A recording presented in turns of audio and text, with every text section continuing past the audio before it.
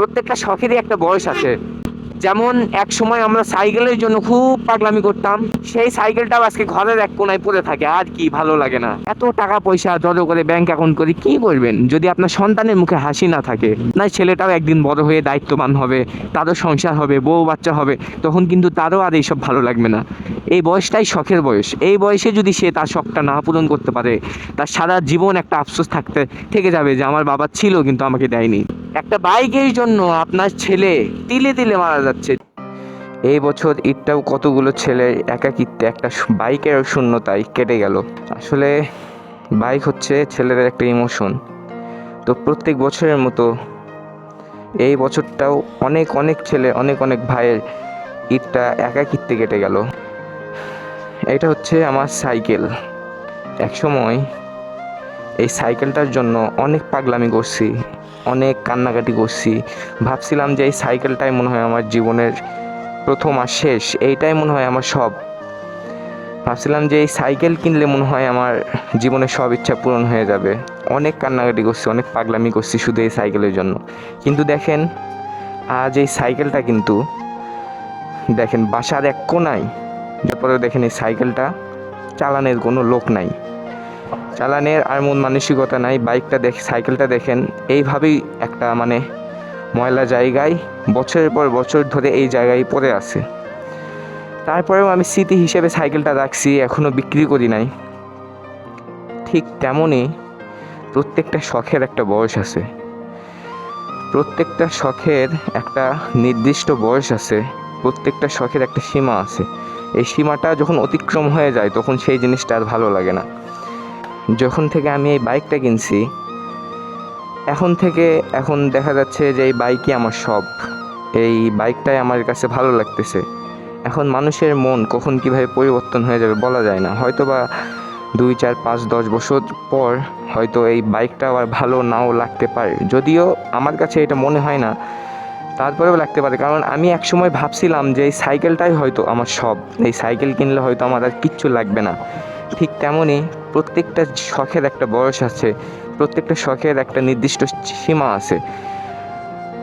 এই বয়সটাই হচ্ছে শখের বয়স। এই বয়সে বেশিরভাগ ছেলেদেরই এখন বাইক আছে। তো সবার মাঝে যখন একটা ছেলে, সবাই যখন বাইক নিয়ে ঘুরতে যায় আর একটা ছেলের কাছে বাইক নাই, তার দিনটা কিভাবে যায় সে একমাত্র জানে। প্রত্যেক বছরের মতো এই বছরটাও অনেক অনেক ছেলের ঈদ এই 2 চাকার বাইকের জন্য একাকিত্বে কাটলো। কেউ হয়তো তার খোঁজ খবরও নেয়নি। প্রত্যেকটা শখের একটা নির্দিষ্ট সীমা আছে। যেমন ধরেন, একসময় এই সাইকেলের জন্য আমি এতটা কান্নাকাটি করছি, বাসায় খাওয়া দাওয়া বন্ধ করে দিয়েছিলাম শুধু একটা সাইকেলের জন্য। আব্বু কিংবা আম্মু বলছিলাম যে তোমরা যদি আমাকে সাইকেল কিনে দাও, তোমরা আমাকে যা বলবো আমি তাই শুনবো। কিন্তু পরবর্তীতে দেখা গেছে 2-3 বছর হাইস্ট, তারপরে কি আস্তে আস্তে এই সাইকেলটা আমার কাছে বোরিং লাগতেছিল খুব। সাইকেলটাও কেমন জানি ভালো লাগতেছিল না। হঠাৎ করে একদিন মনে হলো যে আমার একটা বাইক কেনা দরকার। তো আপনারা যে ভাবতেছেন যে আমি খুব সহজে এই বাইকটা পেয়ে গেছি, আসলে তা না। এই বাইকটা পাওয়ার পিছনে অনেক কষ্ট, অনেক পরিশ্রম লুকায় আছে। অনেক কষ্টের পর এই বাইকটা আমি পাইছি। এতটা সহজ ছিল না আমার কাছে এই বাইকটা পাওয়া। যদিও এই বাইকটা আমার বাবা কিনে দিছে, বাবা মা কিনে দিছে, তারপরেও এই বাইকটা আমার কাছে পাওয়া অতটাও সহজ ছিল না। আমি অনেক অনেক কষ্ট করে এই বাইকটা পাইছি, অনেক স্ট্রাগল করছি, অনেক কষ্ট করছি। আসলে প্রত্যেকটা জিনিসই এমন, প্রত্যেকটা জিনিসেরই একটা নির্দিষ্ট সময় আছে। ধরেন এই বয়সটা, আমাদের যে বয়সটা, এই বয়সটাতে আসলে আমাদের মতো ছেলেদের, বেশিরভাগ ছেলেদেরই দেখেন কোনো না কোনো একটা বাইক আছেই চলার মতো। যে কোনো একটা দেখেন, প্রত্যেকটা বেশিরভাগ 80% দেখেন চলার মতো একটা বাইক আছে।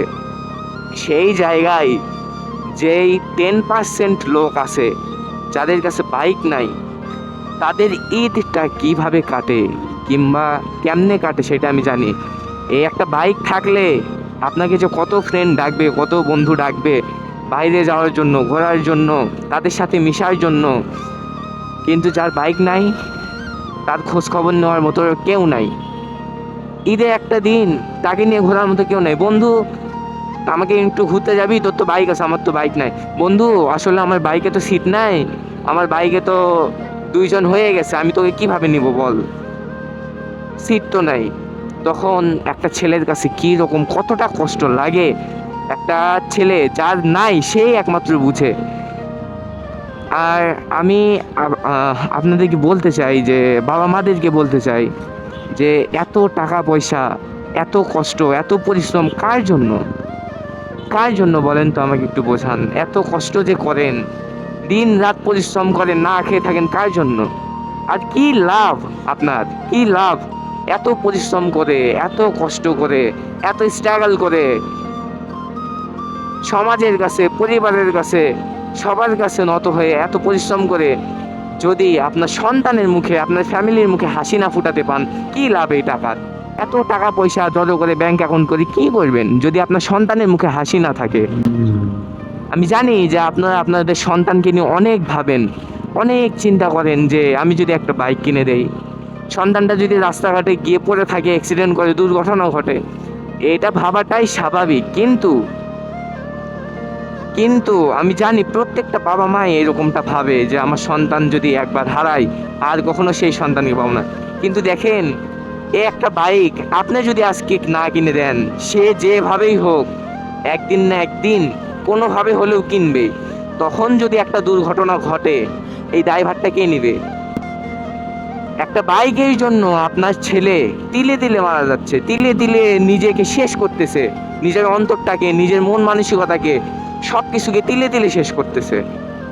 তো আসলে আমি বলতে চাই যে এত কিছু, এত টাকা পয়সা, ধন সম্পদ দিয়ে কোনো লাভ নাই আঙ্কেল, কোনো লাভ নাই। আপনি যদি আপনার সন্তানের মুখে হাসি না ফুটাতে পারেন, কোনো লাভ নাই। এইভাবে আসলে হয় না। দেখেন, দেখেন আপনি নিজেই দেখেন, আপনার পাড়া প্রতিবেশী, আপনার আশেপাশে বন্ধু বান্ধবের ছেলে মেয়ে কিংবা আত্মীয় স্বজনের ছেলে মেয়ে দেখেন ঈদের দিন বাইক নিয়ে ঘুরতেছে।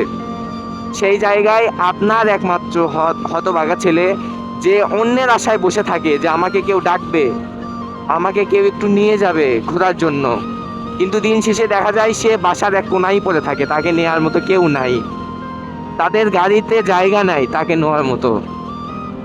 আর আসলে অন্য জিনিস দিয়ে হয় না, বুঝছেন? আমার যখন বাইক ছিল না, আমি আমার আব্বুর কাছে অনেক বাইক চাইছি ঈদের দিন, যে আব্বু একটু চালায়, পাইনি কখনো। হয়তোবা তখন হয়তোবা ওইরকম সিচুয়েশন ছিল না, কিন্তু আসলে নিজের একটা জিনিস, নিজের হাতেই জিনিস, নিজের নামে জিনিস না হলে আসলে কোনো কিছু হয় না আঙ্কেল। নিজের পার্সোনাল ব্যক্তিগত জিনিস না ছাড়া কোনো কিছু হয় না। দেখেন আঙ্কেল, একটা বাইক কিনে দেন, একটা বাইক ছেলেকে কিনে দেন, দেখেন সে আপনার কথা শুনবে, অবশ্যই শুনবে। আপনি তাকে বুঝাই বলেন যে বাবা আমি তোকে কিনে দিচ্ছি, তুই দেখে শুনে চলাফেরা করিস, রাস্তাঘাটে সব সময় বাইক নিয়ে বের হোস না, ঠিক আছে? বাইক হলো কি জানেন, ছেলেদের একটা শখের জিনিস, ছেলেদের একটা ইমোশন। এই জিনিসটার জন্য প্রত্যেকটা ছেলে দিন রাত নিজেকে তিলে তিলে শেষ করতেছে, না খেয়ে আছে। আরে ভাই, তোমার কষ্টটা কি, তোমার অন্তরের ভিতর জ্বালাটা কি, তুমি যে একটা বাইক পাচ্ছ না, তোমার মনের মধ্যে কতটা কষ্ট, এইটা আমাকে বোঝানো লাগবে না। তোমার এই সিচুয়েশন আমি এক সময় পার করে আসছি, আমার মতো কষ্ট পরিশ্রম হয়তো একটা বাইকের জন্য কেউ করেনি। আমি যতটা স্ট্রাগল করছি না এই বাইকের জন্য, যতটা কষ্ট করছি, আমি এটা হয়তো আপনাদেরকে বলে বুঝাইতে পারবো না। হয়তো বা কখনো যদি সাকসেস পাই আপনাদেরকে বুঝাবো, আপনাদেরকে বলবো যে আমি এই বাইকটার পিছনে আমার কত কষ্ট, কত পরিশ্রম লুকায় আছে। তো আমি জানি যে একটা ছেলের কি হয়। দেখেন আজকে আপনি দেখেন সাইকেল কিনে দিছেন, এই সাইকেলটা চালাচ্ছে, 2 দিন পরে এই সাইকেলটা যখন ভালো লাগবে না, একটা বাইক কিনতে মন যাবে। আসলে এই বয়সটাই হচ্ছে শখের বয়স। এই বাইকটা কেনার পর দেখেন হয়তোবা কিছুদিন কিছুদিন চালানোর পর হয়তোবা এই বাইকটা চালানোর আর বয়স থাকবে না, আর ভালো লাগবে না। আর এই দুনিয়াতে যদি নিজের শখ, ছোট ছোট শখ ইচ্ছাইগুলো যদি না পূরণ করতে পারি, তাহলে কি করলাম বলেন? আর এত টাকা পয়সা, ধন সম্পদ, ব্যাংক অ্যাকাউন্ট, আপনি তো আপনার সন্তানের জন্যই এত পরিশ্রম, এত স্ট্রাগল করছেন, কিন্তু সেই সন্তানের মুখে যদি একটা হাসি না ফুটাতে পারেন, তাহলে কি হলো? এই টাকা পয়সা দিয়ে কি হবেটা কি? আর আমি আমার ভাইদেরকে বলতে চাই যে ভাই, অবশ্যই বাবা মার সামর্থ্যের উপর, যতটুকু সামর্থ্য অনুযায়ী এর মধ্যে চাহিদাগুলো পূরণ করার চেষ্টা করবেন।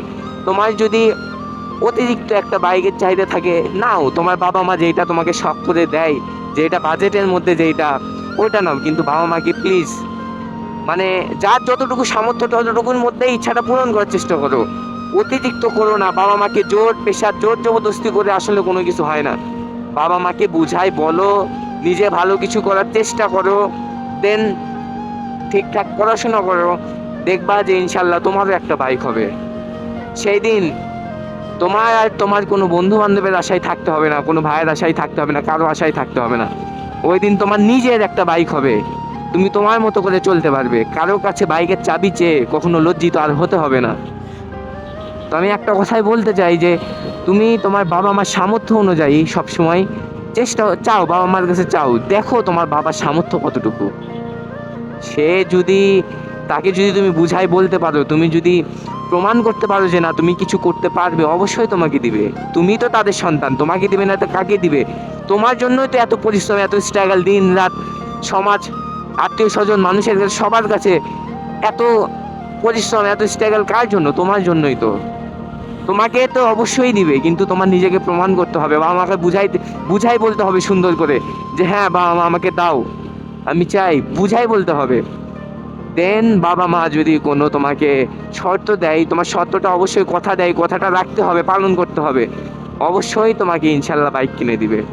অবশ্যই এই ভিডিওটা তোমার বাবা মাকে মেনশন করে দিবে, যেন তারা আমার এই কথাগুলো দেখে হলেও একটু তাদের মনটা নরম হয়, তারা একটু বোঝে যে না আসলেই আমার ছেলেটা কষ্টে আছে একটা বাইক ছাড়া।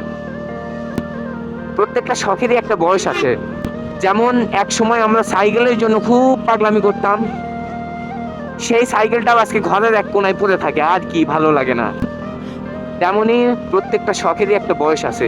একদিন এই বাইকটা আবার ভালো লাগবে না, হয়তো দেখা যাচ্ছে 2, 4, 10 বছর পর আমার বয়স যখন 20, 30 হয়ে যাবে, তখন হয়তো দেখা যাচ্ছে আমার এই বাইকটা না থাকলে তখন আর বাইকটাও কিনা দিচ্ছে হবে না। আঙ্কেল, আপনি একটা জিনিস দেখেন যে আপনি যখন ইয়াং ছিলেন আপনার কত ইচ্ছা ছিল একটা বাইক কেনার, কিন্তু ওই সময় কিনতে পারেননি। এখন কি মন চায় আপনার একটা বাইক কিনবেন, আপনি চালাবেন? মন কিন্তু আর আগের মতো টানে না আঙ্কেল, আগের মতো কিন্তু ওইরকম পাগলামি করতে মন চায় না। কারণ আপনার ঘাড়ের উপর এখন দায়িত্ব, ঘাড়ের উপর এখন সব দায়িত্ব, সংসারের দায়িত্ব, সবার দায়িত্ব, সন্তান, সবার দায়িত্ব। তো এই দায়িত্ব এই দায়িত্ব নেওয়ার বয়সে এই সামান্য একটা বাইক কিন্তু কিছুই মনে হয় না।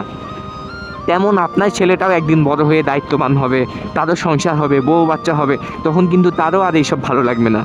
এই বয়সটাই শখের বয়স। এই বয়সে যদি সে তার শখটা না পূরণ করতে পারে, তার সারা জীবন একটা আফসোস থেকে যাবে যে আমার বাবা ছিল কিন্তু আমাকে দেয়নি। আঙ্কেল, আপনার যতটুকু সামর্থ্য আছে আপনি দেন না, একটা ছোটোখাটোর মধ্যে একটা বাইক কিনে দেন, ছেলেটার তাও খুশি থাক, একটু জীবনটাকে একটু উপভোগ করুক, শাসনে রাখেন, দেখে শুনে রাখেন, সমস্যা নাই, কোনো সমস্যা নাই। একটা বাইক কিনে দেন আঙ্কেল, একটা বাইক কিনে দেন। এগুলা টাকা পয়সা দুনিয়ার বুকে কিছুই না যদি নিজের শখটা, নিজের সন্তানের মুখে একটা হাসি না ফুটে। তো আমি চাই তোমরা এই ভিডিওটা বেশি বেশি তোমার বাবা মাকে মেনশন করো, যেন বাবা মার কাছে মেনশন করো এবং শেয়ার করো, যেন তাদের কাছে ভিডিওটা পৌঁছায় এবং তারা দেখে তার ছেলে মেয়ের মনের অবস্থাটা বুঝে। আর তোমরা যদি বুঝায় বলতে পারো, অবশ্যই সে তোমাদেরকে বাইক কিনে দিবে, তোমাদের বাবা মা।